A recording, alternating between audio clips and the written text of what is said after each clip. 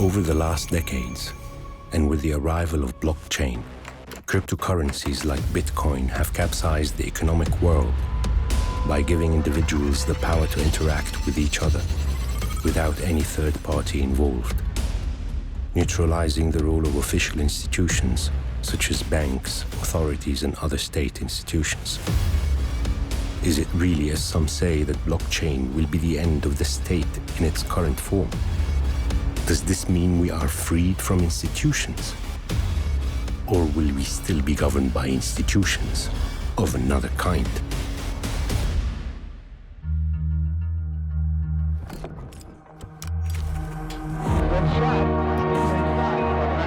Crashed into one of the towers of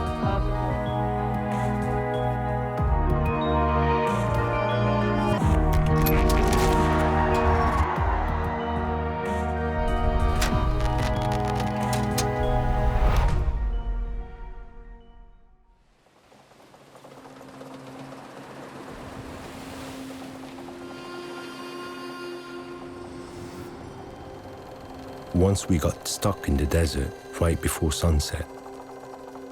The car wouldn't start. We had no mechanic. So we had to use the knowledge each of us had. And building on one suggestion and expertise after the other, we could finally solve the problem and get to safety.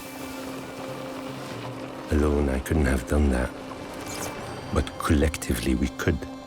And we made it without needing a mechanic.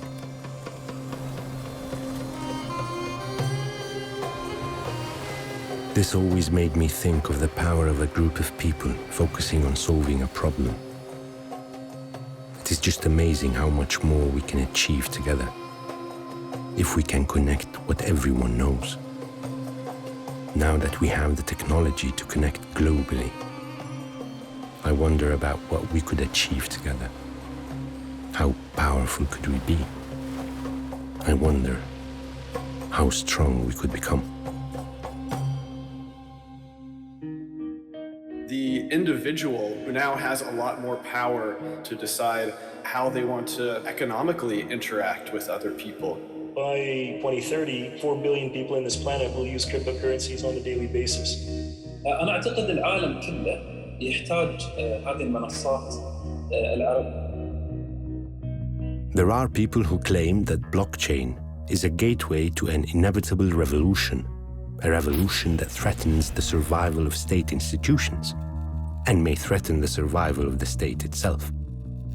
Is blockchain that dangerous? And I wonder what the future will be like if blockchain fulfilled all its promises.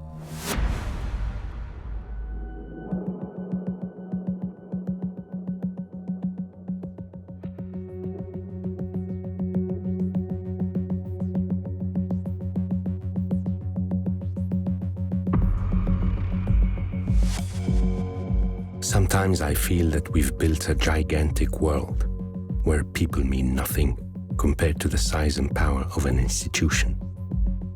Experts say it's been going on forever, since we needed a middleman, someone to oversee the transactions and set the rules of the game.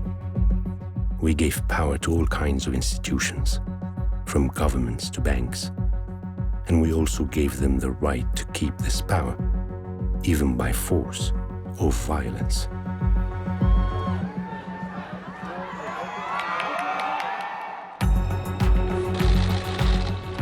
Now they say this will change, that we'll need middlemen less and less, thanks to blockchain.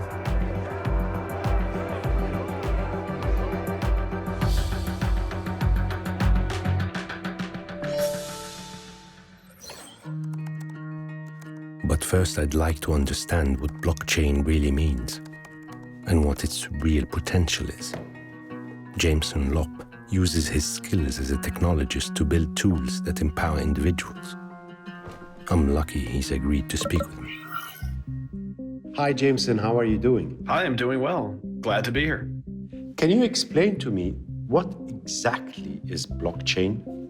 So from a technical standpoint, a blockchain is just a data structure. It's a new type of database. You can think of it as a new way of storing historical data that has built-in integrity checks. How is blockchain connected to the internet revolution? And what kind of change does it bring with it? It really, of course, taken away the concentration of power of who can control communication and narratives. And it has turned the individual into someone who now has a lot more power to decide how the information gets shared and how they want to economically interact with other people. This is what we call peer-to-peer, and basically it means that you now are much more connected to everyone else in the world. You don't necessarily have to go through third parties because you're just doing it directly with whoever you want to interact with. How does blockchain facilitate peer-to-peer transactions? Because you're no longer having to trust a third party to maintain the integrity of that database and to trust that they are not tampering with it. Now, everyone can download it and can read it and can audit it. And this creates a whole new trust model for data. Do you think blockchain is rewriting economic power? Well, yeah, so now people are talking about the metaverse, and they're talking about, essentially buying like decentralized land properties or objects or NFTs that will work in the metaverse. The problem is, we don't know what platform is going to end up being the major network, because these things all have network effects, and there's going to be one dominant one and then probably a lot of other smaller ones, but most of the value is going to accrue in one dominant one. And I just hope that it's not Facebook, because I don't want it to be, a centralized corporate surveillance type of virtual reality setup.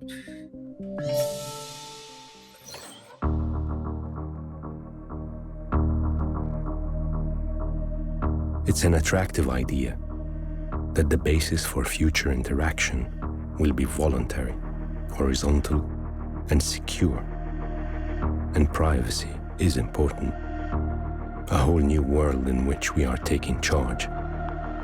But are we really able to replace the institutions that manage transactions between people?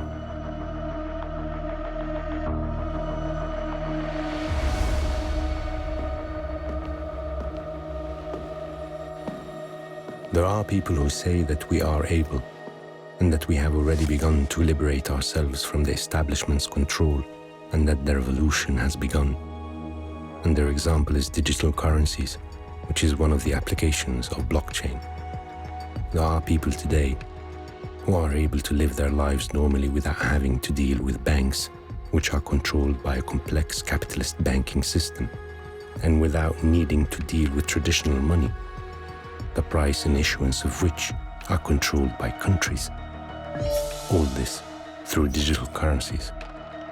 Matthew van Niekerk, a business pioneer and an expert in financial technology, will tell me about cryptocurrencies and about the revolution against the traditional banking system. Hi, Matthew. Thank you for making the time. Yeah, hi, Amr. It's a pleasure to be here. I have a few questions for you. What are cryptocurrencies and how do they work? So essentially it's the same as cash as we know it today. And it has the properties of being able to exchange peer-to-peer.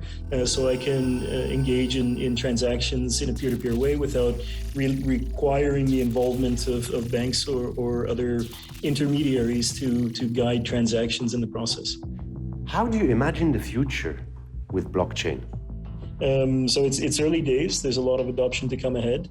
But I do believe that by 2030, 4 billion people in this planet will use cryptocurrencies on a daily basis. And by then, maybe not just on this planet, maybe on Mars as well. We'll see. What will happen to all middlemen? Do you really believe they will all disappear? I think that for society to operate, there's still a role for some intermediaries to be involved. No, I don't think that blockchain will completely remove intermediaries. there's still what a lot of intermediaries that we work with today in society, I think, become gatekeepers in a way. So there's a role in some form of gatekeeping to make sure that information that's put on chain is legitimate. There is still a role to be played there. According to Matthew, blockchain would need what they call gatekeepers. But who are the gatekeepers that Matthew is talking about?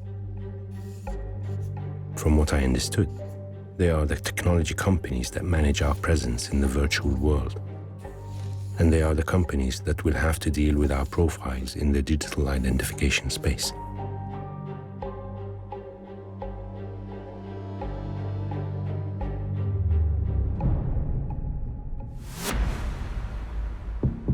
Does this mean we are replacing one broker with another?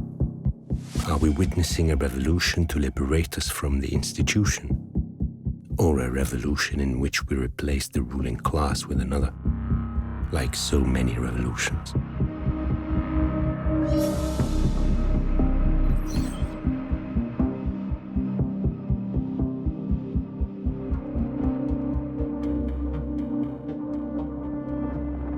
Or is it just a transitional phase, as many say, towards the real empowerment of the individual?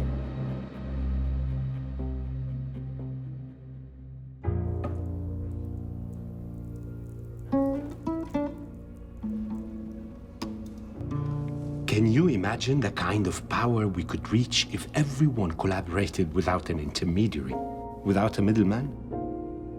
Are you serious? Did you not hear the man say that the big tech companies are going to be the middlemen? So what? It means that we are Arabs, and in all those big tech companies, there isn't one that is Arab. Are you okay with getting governed by Mark Zuckerberg and Google?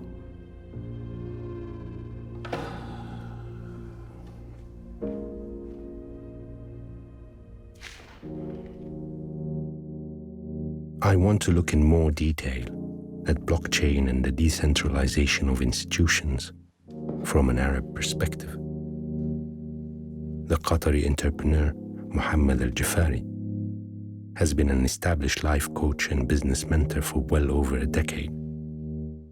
I would like to ask him about the lack of relevant Arab tech platforms in the field and how this can be shifted in the future. من أكبر العقبات عدم دخول المواطن العربي في استثمارات تكنولوجية هو عدم وجود محافظ استثمارية تستثمر في هذا القطاع. قد يكون قلة الخبرة، حداثة التكنولوجيا.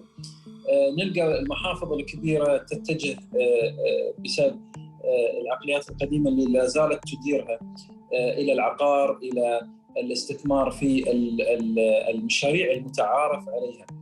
ولذلك يمكن الآن بدينا نشوف فعلا توجه في الوطن العربي في هذه الفترة في الدخول في استثمارات في التك. في شركات الآن كثير في السعودية، في مصر، في الكويت، في قطر أيضا الآن عندنا. أنا أعتقد العالم كله يحتاج هذه المنصات العربية. ليش؟ لأن اليوم حتى الغرب أصبح يعني يستنكر المحتوى البذيء في المنصات الموجودة والتوجه الكبير نحو المحتوى الشاذ خصوصاً في يعني الغرب. فبالتالي أنا وجهة نظري حقيقة أن العرب الآن مش بس يعني راح تطلع منا منصات ممتازة للغرب، بينما العرب حتى للشرق أيضاً، لأن القيم إحنا عندنا متزنة. بخلاف يعني وجود المنظومة الشرقية اللي هي في الدول الشرقية اللي تعتمد كثير على الذكاء الاصطناعي والمحتوى التكنولوجي الغير إنساني، خلينا نقول نوعا ما هو روبوتس يتكلم، والمحتوى بالحرية الزائدة في الغرب. فإحنا يعني إحنا عندنا المحتوى المتزن بين يعني لو قلنا الرأي والرأي الآخر. فهذا اللي يمكن راح يعني ينجح منصاتنا في العالم كله، وخصوصا القيم اللي من وراء. ولكن تبقى الأسئلة الأساسية هي مدى إمكانية انطلاق مثل هذه المشاريع ودعمها من قبل المستثمرين وأصحاب رؤوس الأموال. لأن في الحقيقة أنت تحتاج مبالغ كبيرة تساعدك أنك أنت تطلع إلى العالمية من إعلانات وتسويق وتكنولوجيا وصيانتها وإلى آخره.